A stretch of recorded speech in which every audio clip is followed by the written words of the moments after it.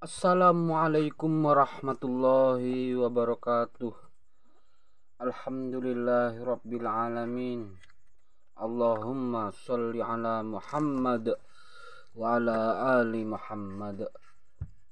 Kembali lagi bersama saya channel Al Husain, channel yang membaca kisah sejarah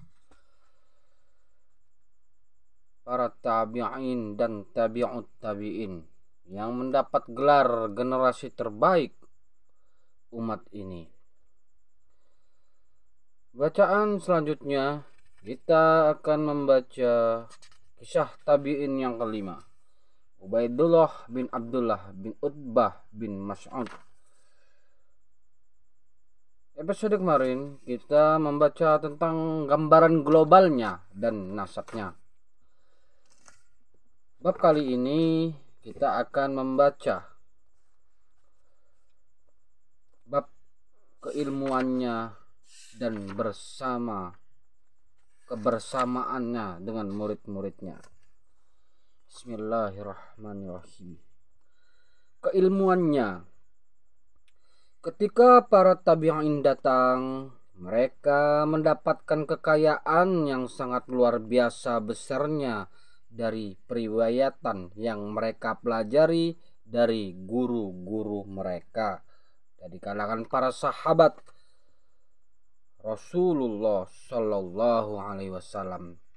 Mereka juga mendapatkan kekayaan yang sangat banyak dari ijtihad fikih yang berasal dari para sahabat Rasulullah Shallallahu Alaihi Wasallam. Sungguh Ubaidullah bin Abdullah telah turut berperan serta dalam pengumpulan dua kekayaan tersebut. Pertama-tama dia ikut serta dalam mengumpulkan matan-matan hadis Rasulullah Sallallahu Alaihi Wasallam. Lalu dia juga mengumpulkan banyak perkataan dan ijtihad para sahabat. Hal ini menjadi mudah bagi Ubaidullah karena dia senantiasa mengikuti ustadz dan gurunya Ibnu Abbas radhiyallahu anhu. Ubaidullah menganggap perkataan Ibnu Abbas sebagai hujah karena kedudukannya di tengah-tengah sahabat yang mulia dan penerimaan ilmunya dari Rasulullah Shallallahu Alaihi Wasallam secara langsung. Ahli fikih kita Ubaidullah ini memiliki kedudukan yang penting di sisi Ibnu Abbas radhiyallahu anhu. Bahkan Ibnu Syihab al-Zuhri sampai mengatakan Abu Salamah selalu bertanya kepada Ibnu Abbas dan menyimpan banyak ilmu darinya, sementara Ubaidullah selalu bertanya dengan lemah lembut kepadanya dan dia memerhatikan serta menghafal ilmu yang sedikit itu. Dari perkataan Az-Zuhri yang hidup sezaman dengannya itu, kita dapat merasakan bahwa Ibnu Abbas mengistimewakan Ubaidullah daripada murid-muridnya yang lain dalam hal periwayatan. Karena dia menghargai ilmunya, kefasihannya, dan kecerdasannya. Tidak diragukan lagi bahwa Ubaidullah sebagai seorang ahli fikih di antara ketujuh ahli fikih Madinah dan syekh ahli hadis yang banyak meriwayatkan hadis. Dia memperoleh ilmunya dari para syekh Madinah sebagaimana sahabat-sahabatnya yang lain. Ibnul Qayyim telah menjelaskan tentang perjalanan ilmu Madinah dan bagaimana proses penyebarannya ketika dia mengatakan agama dan fikih itu tersebar di kalangan umat Islam dari murid-murid Ibnu Mas'ud, murid-murid Zaid bin Thabit, murid-murid Abdullah bin Umar, dan murid-murid Abdullah bin Abbas. Adapun ilmu penduduk Madinah berasal dari murid-murid Zaid bin Thabit dan Abdullah bin Umar. Sedangkan ilmu penduduk Irak berasal dari murid-murid Abdullah bin Mas'ud. Dari penuturan tersebut kita dapat merasakan bagaimana kedudukan rumah yang dihuni Ubaidullah. Kakeknya adalah Abdullah bin Mas'ud yang merupakan salah satu guru bagi para ahli fikih Irak yang berada di Kufah dan banyak lagi wilayah lainnya. Sementara itu, dia sendiri telah menerima banyak ilmu dari Ibnu Abbas karena dia selalu mengikutinya sebagaimana yang telah kami sebutkan sebelumnya. Akan tetapi, dia tidak meriwayatkan dari kakeknya Abdullah bin Mas'ud karena dia tidak hidup sezaman dengannya.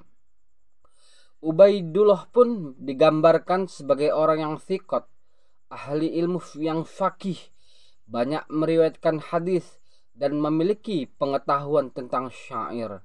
Ubaidullah pernah berkata tentang ilmunya, "Setiap kali aku mendengar suatu hadis, lalu aku ingin menghafalkannya, pasti aku menghafalnya."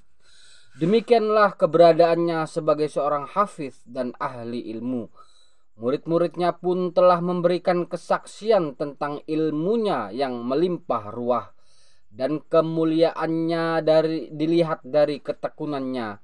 Dalam satu hari tidak cukup baginya hanya menerima atau menyampaikan sejumlah ilmu atau sejumlah hadis saja, akan tetapi sangat banyak ilmu dan hadis. Az-Zuhri pun pernah menyinggung masalah tersebut secara khusus ketika dia mengatakan, "Aku tidak pernah duduk di majelis salah seorang ulama kecuali aku memandang bahwa aku pun telah memiliki ilmu yang dimilikinya. Sungguh aku pernah berkali-kali mendatangi majelis Urwah bin Az-Zubair hingga aku tidak mendengar lagi darinya kecuali tentang sesuatu yang diulang-ulang. Selain Ubaidullah, sungguh aku tidak mendatanginya kecuali aku menemukan suatu ilmu yang baru darinya." Dari penuturan tersebut terlihat jelas bahwa orang ini selalu mencurahkan perhatian dan pikirannya terhadap ilmu, sehingga Ibnu Syihab Az-Zuhri, salah seorang murid di majelisnya, pun mengakui sekaligus menegaskan bahwa dia tidak pernah mendengar ilmu yang diulang-ulang dari Ubaidullah. Bahkan sampai dia membandingkan antara Ubaidullah dan Urwah bin Az-Zubair rahimahullah. Pada saat itu ilmu dan para ulama memiliki kedudukan yang tinggi di Madinah, sehingga seorang murid adalah pelayan bagi syekh dan gurunya. Pada masa tabi'in pun para murid sangat menghargai kedudukan majelis ilmu dan derajat para syekh mereka. Dalam hal ini kita mendapatkan bahwa Ibnu Syihab Az-Zuhri, salah seorang murid Ubaidullah bin Abdullah dan orang termasyhur yang meriwayatkan darinya, banyak membantu Ubaidullah sebagai guru dan syekhnya. Az-Zuhri berkata, "Aku selalu membantu Ubaidullah bin Abdullah sampai-sampai aku membawakan air garam untuknya. Lalu dia bertanya kepada keluarganya, siapakah yang ada di depan pintu? Maka dikatakan kepadanya, pelayanmu Al-A'masi." Demikianlah keikhlasan seorang murid dalam melayani gurunya. Seorang guru meriwayatkan hadis kepadanya, sementara muridnya memberikan air minum dari sumur kepadanya. Karena hubungan tersebut, maka seorang murid pun menjadi seorang ulama yang faqih, dan dia memperoleh apapun yang dia inginkan dari syekhnya sampai dia dapat menyerap semua ilmunya. Oleh karenanya, Ibnu Syihab pun menjadi mahir dan menjadi pemilik ilmu yang besar. Ilmu terus diturunkan secara berturut-turut melalui tangannya, sehingga kedua tangan Ibnu Syihab, murid dari Ibu Ubaidullah, pun melahirkan seorang Imam Malik sebagai imam di negeri hijrah, sekaligus syekh di sana yang selalu dimintai fatwa pada zamannya. Semoga keridhaan Allah dilimpahkan kepada mereka semua.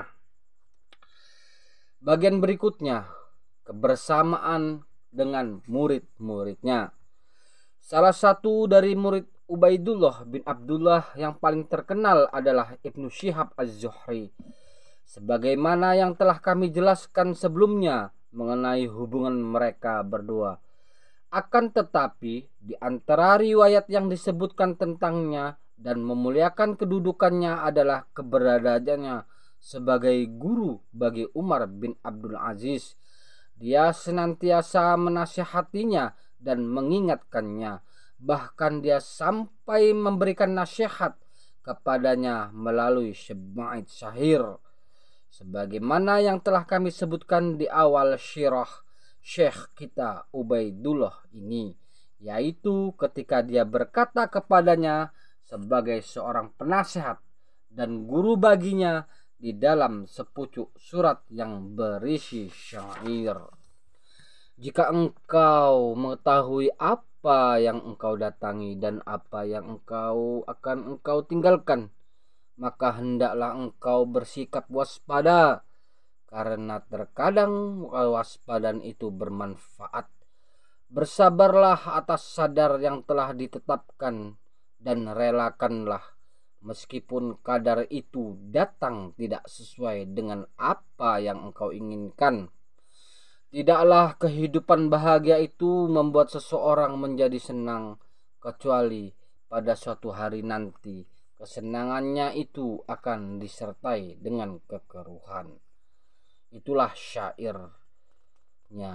Kesimpulannya, Umar bin Abdul Aziz adalah muridnya yang paling terkenal. Semoga keridhaan Allah dilimpahkan kepada mereka semua. Dia adalah seorang syekh yang terkenal dengan akhlaknya yang mulia dan sifat-sifatnya yang terpuji, khususnya terhadap murid-muridnya. Di antara murid-muridnya juga adalah Ali bin Al-Husain, putra dari putri Rasulullah Shallallahu Alaihi Wasallam. Pada suatu hari dia pernah datang kepada Ubaidullah untuk bertanya tentang ilmu. Ketika itu Ubaidullah sedang melaksanakan sholat dan dia memanjangkan sholatnya karena dia tidak pernah tergesa-gesa dalam sholat demi seseorang. Maka Ali pun duduk menunggunya dalam waktu yang sangat lama. Oleh karenanya Ubaidullah pun dicela dalam masalah tersebut. Dia mendengar seseorang berkata kepadanya, "Wahai Ubaidullah, cucu Rasulullah Shallallahu Alaihi Wasallam itu datang kepadamu, lalu engkau menahannya seperti ini."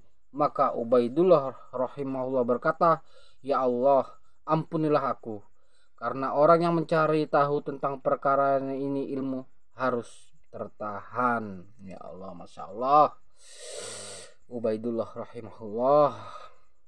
Demikianlah akhlak dan karakteristik para ulama, penuh dengan kasih sayang dan belas kasihan terhadap segala sesuatu yang berkaitan dengannya. Karena akhlak tersebut berasal dari seorang ulama yang mulia dan ditujukan kepada murid-muridnya yang mulia dan baik. Demikianlah bacaan dari kisah Ubaidullah bin Abdullah bin Utbah bin Mas'ud, seorang tabi'in yang buta tetapi dia tidak surut untuk menghafal dan belajar. Episode berikutnya kita akan memasuki bagian dari kisah riwayatannya dalam berguru dan wafatnya sang imam. Semoga kita bisa mengambil pelajaran dan teladan dari kisah seorang tabi'in yang kelima ini, yang mempunyai akhlak yang baik terhadap murid-muridnya, kepada pemimpin, dan kepada seluruh kaumnya. Subhanakallahumma wa bihamdika asyhadu an la ilaha illa anta astaghfiruka wa atubu ilaik. Assalamualaikum warahmatullahi wabarakatuh.